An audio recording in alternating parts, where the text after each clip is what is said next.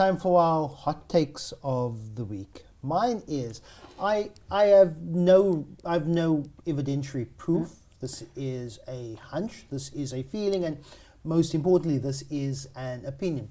I actually think that there is more cooperation between the National Colour Congress and the Patriotic Alliance than many people would think. And I know that in the past there hasn't been two friendly words between Gator McKenzie and Fidel Adams. They've seemingly warmed up to each other over the last while.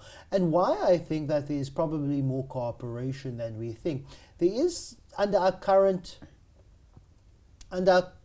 way we format and we constitute our parliament, that's through a proportional representation system. Depending on how much votes you get, and there's a calculation, you could come up with a couple of number of seats.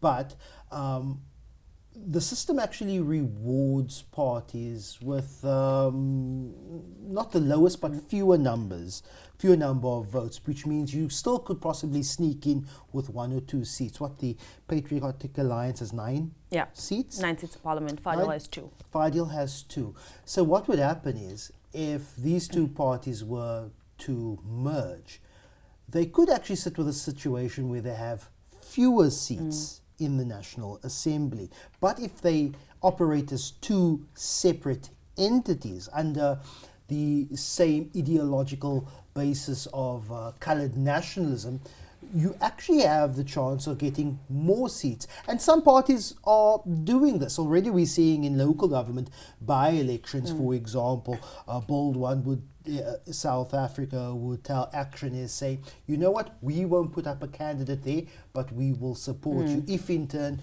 you don't put up a candidate here and you support us. So that means when we get to council, we actually have more seats than we would if we had contested as one party. And I have, again, it is an opinion, but I think there's actually more cooperation between those two parties than some would believe.